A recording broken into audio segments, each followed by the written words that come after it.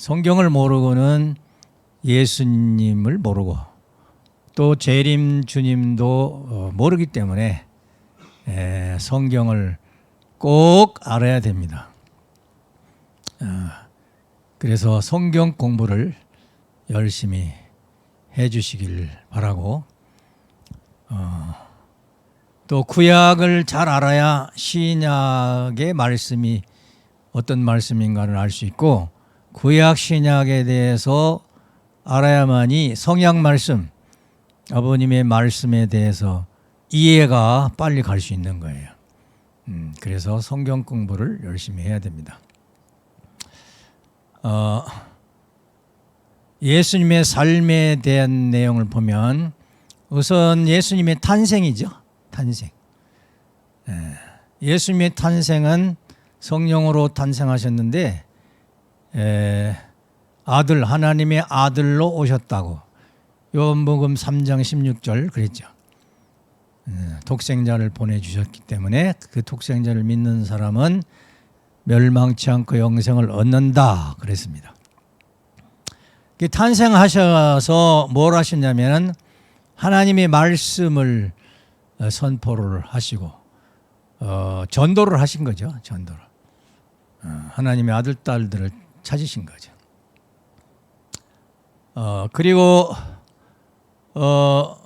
대표적으로 예수님은 이적 기사를 많이 하셨는데 그 대표가 요한복음 6장에 보리떡 5개와 고기 2마리로 5,000명을 먹이고 2바구니가 남았다는 이런 이적 기사가 있습니다. 요한복음 11장에 보면은 죽은 나사로를 기도를 해서 이미 죽어서 시체가 됐는데 예수님의 능력으로 그를 살려냅니다.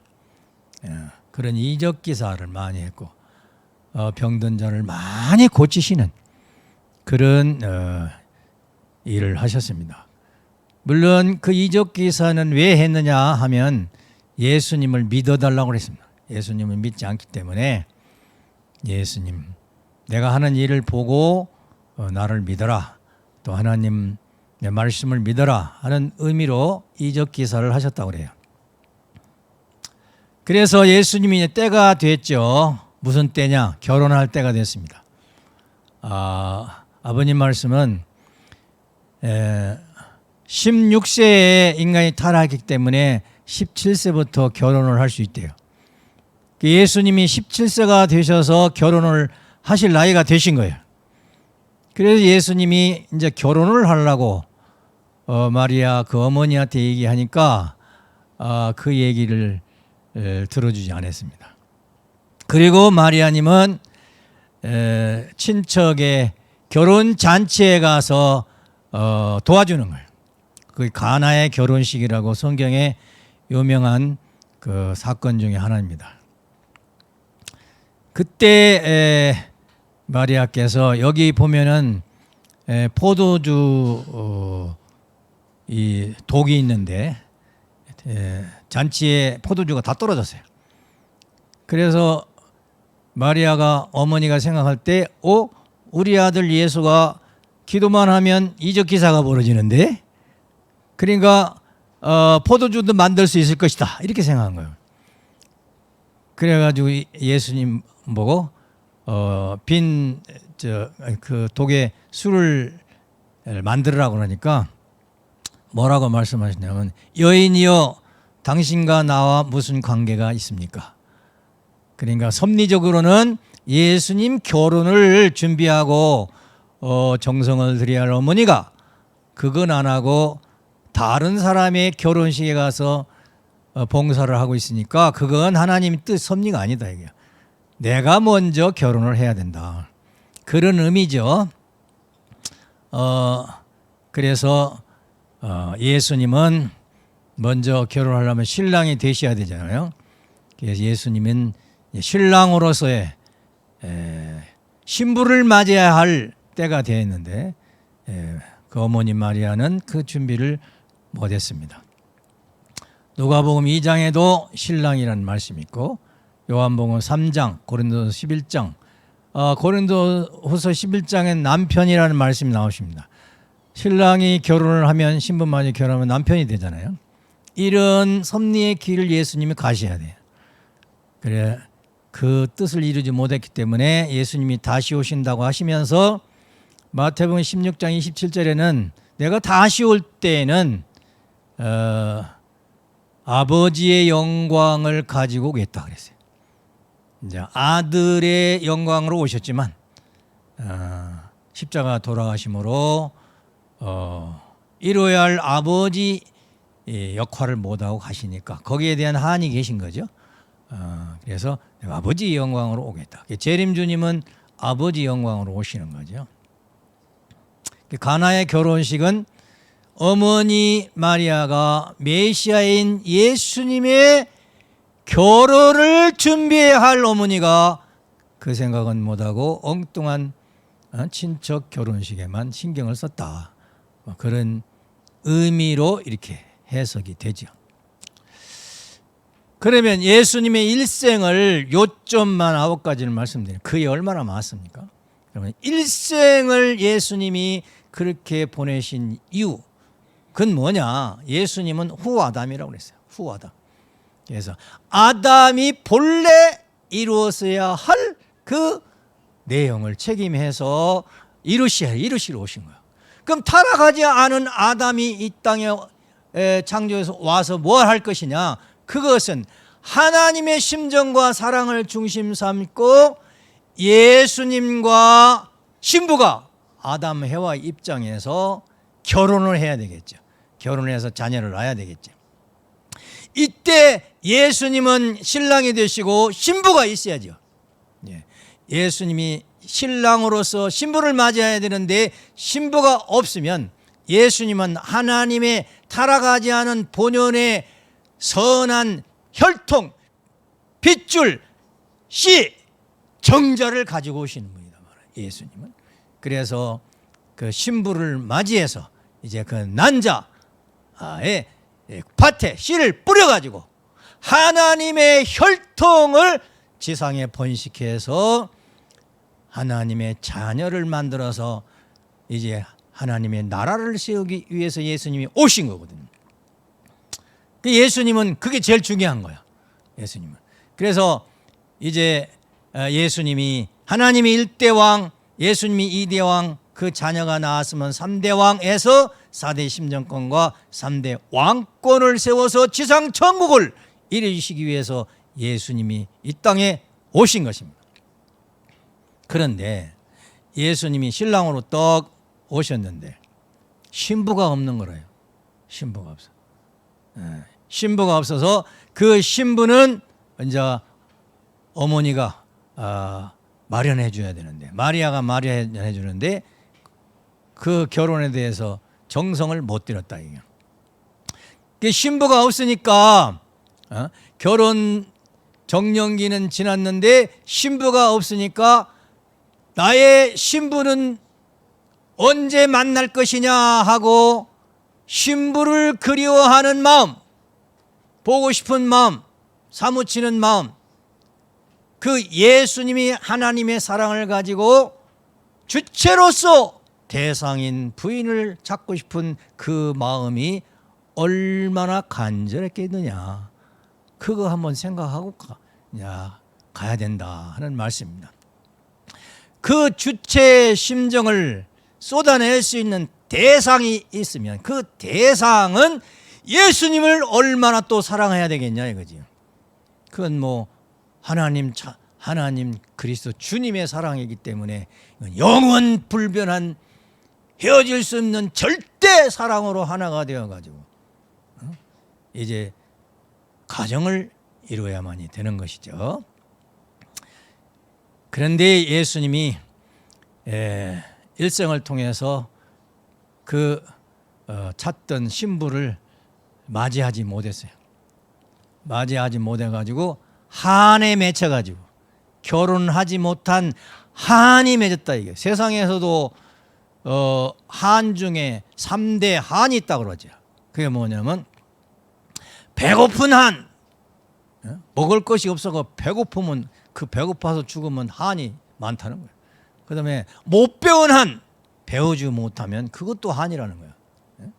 그 다음에 제일 중요한 건 뭐냐? 사랑을 못한 한, 이게 제일 무섭다는 거죠. 총각이 결혼 못하면 뭐가 된다고 그래요? 그게 총각이 결혼 못하면 한이 크다 이게. 처녀도 결혼 못하면 한이 크지만. 그래서 예수님은 하나님을 대표로 해서 하나님의 사랑을 마음껏 쏟아낼 수 있는 대상을 찾지 못한 주체에 그 한이 있다 하는 그런 얘기 되겠습니다. 그럼 무슨 한이냐? 부모를 사랑하지 못한 한, 부부가 서로 사랑하지 못한 한, 자식을 사랑해보지 못하는 한, 형제 자매를 사랑하지 못한 한이 예수님의 일평생 동안 가슴에 한이 서려 있다. 그래서 결국에는 십자가에 돌아가심으로 말미암아서 안 돌아가셔서 결혼해서 가정을 이뤘으면은 이제 3대 왕권을 이루어가지고 지상의 천국 하나님의 왕국을 만들었을 텐데 모두 수포로 들어갔어요. 수포로 들어갔어요. 그래서 예수님이 제자들에게 하신 말씀 중에 마태복음 5장에 보면 을을 위해서 박해를 받는 자는 천국이 너희 것이고, 마태복음 6장에 보면 하늘에서 이루어진 것 같이 땅에서 이루어지기를 기도하고, 마태복음 6장 33절 먼저 그 나라와 의를 구하라 하는 말씀을 하셨는데, 이건 뭐냐면 예수님이 평생 하시고 싶었던 목적이에요. 목적. 그 목적이기 때문에 어떤 박해 속에서도 영계 하나님이 주신 뜻을 받아가지고 와가지고 그것을 이루는, 의의 나라를 이루는 것이 예수님의 뜻인데 그게 수포로 들어갔다. 아버님도 지상에 오실 때 하나님이 원리 마크를 딱 주셨다고 하잖아요. 원리 마크를 가지고 오셔서 통일기를 세우셔가지고 이루시려고 하신 뭐냐? 하나님의 왕국을 이루시고 싶은 거예요. 그래서 예수님의 그 소망을 앞으로 재림주님이 이루셔야 되겠죠. 그래서 예수님을 좀 더 설명을 해야, 우리가 예수님을 알아야 예수님과 하나 될 수 있고 예수님이 한을 풀어드릴 수 있고, 또 이대왕님께서 계속 우리는 기독교인들과 하나 되어야 된다는데 기독교인들이 예수님을 어떻게 생각하는가, 또 우리도 예수님에 대한 내용을 섭리적으로 구체적인 뜻을 중심 삼고 예수님에 대한 내용을 알아야 되는 거예요. 그러면 태어난 예수님은 누구냐? 요한복음 3장 16절 독생자입니다. 독생자. 하나님의 하나밖에 없는 아들이요. 근데 그 아들은 이사야서 9장에 보면은 기묘라 모사라 전능하신 하나님이라 영존하신 아버지요 평강의 왕이라, 예수님이 하나님이시라는 거예요. 하나님이 나타나신 거예요.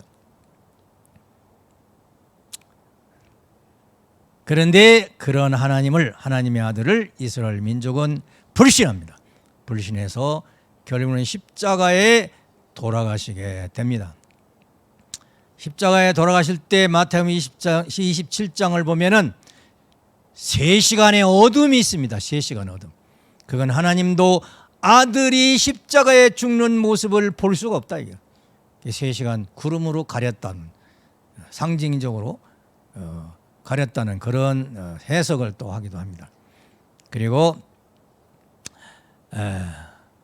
무슨 기도를 하냐면 아버지시여 어찌 나를 버리셨나이까 하는 기도를 하지요. 엘리 엘리 라마 사박다니 하는 기도를 합니다. 그리고 운명을 하십니다. 그래서 예수님은 실체의 메시아가 되지 못하고 영적 메시아, 영적 메시아로서 사명을 하게 됩니다. 그래서 예수님이 오셔서 그 목적을 달성했으면 창세기 1장 28절에 3대 축복을 실현해가지고 결혼해서 사회귀대 이루어가지고 참가정 이루어가지고 4대 심정권을 심정과 4대 사랑을 체험해가지고 3대 왕권을 세워가지고 하나님의 왕국을 세워서 인류를 구원하시려고 했던 것이 예수님이에요.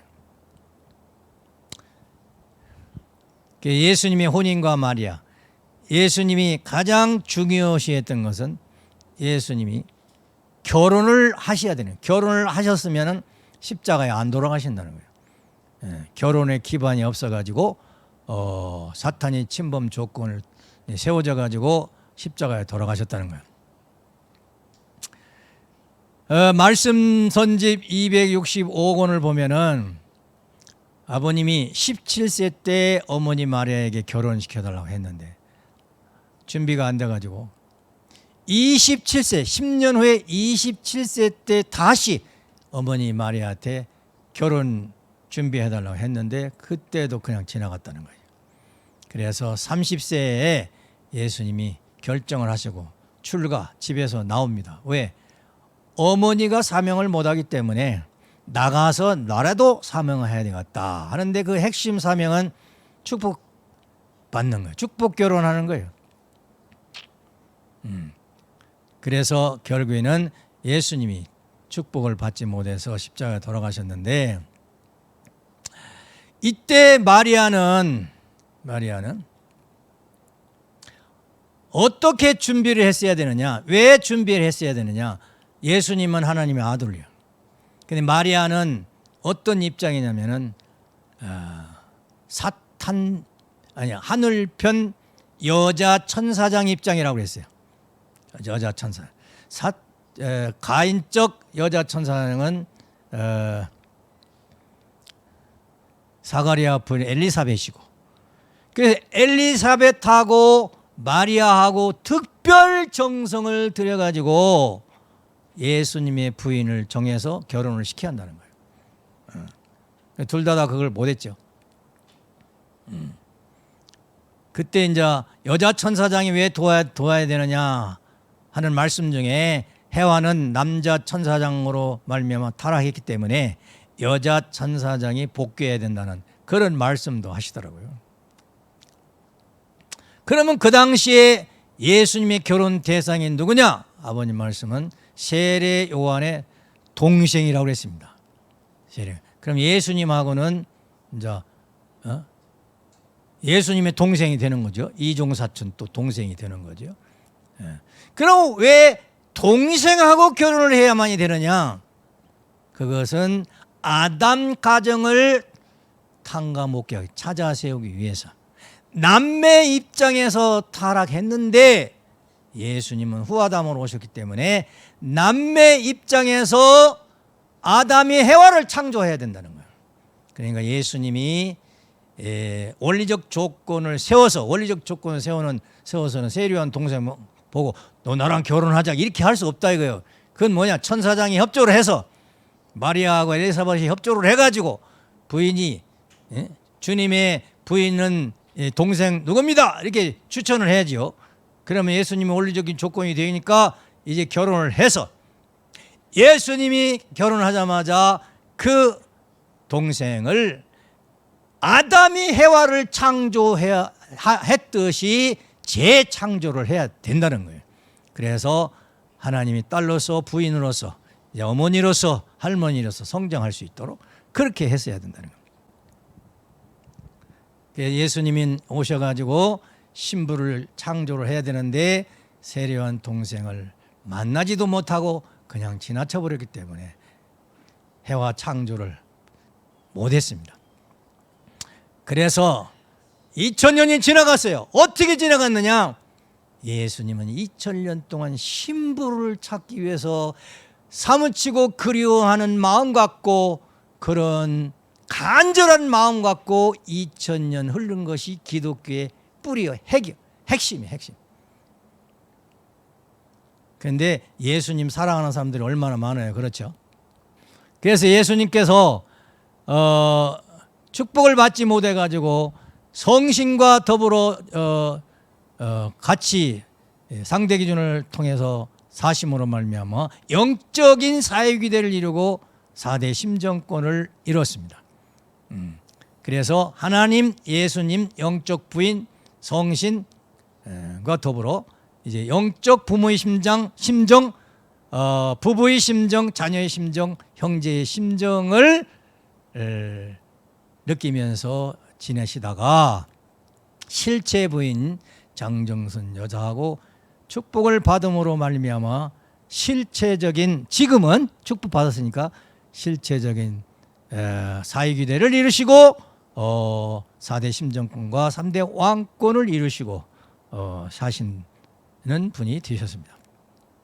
영적 3대 왕권은 하나님 1대, 예수님 2대, 세계 기독교 교인들이 3대요. 목사, 장로, 신도들이 예수님의 영적 아들, 딸들이라고.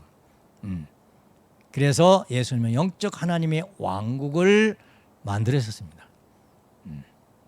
그러면 예수님 왜 재림을 하셔야 되느냐? 재림하시는 이유는 실체적 사회기대를 이뤄서 실체로 지상의 창조 목적을 실현하기 위해서, 실체적 하나님 왕국을 이루기 위해서 다시 오셔야 되는 겁니다.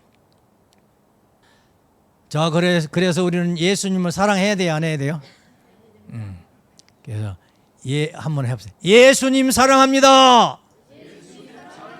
참부모님 사랑합니다. 이대왕님 사랑합니다. 3대 왕권 사랑합니다.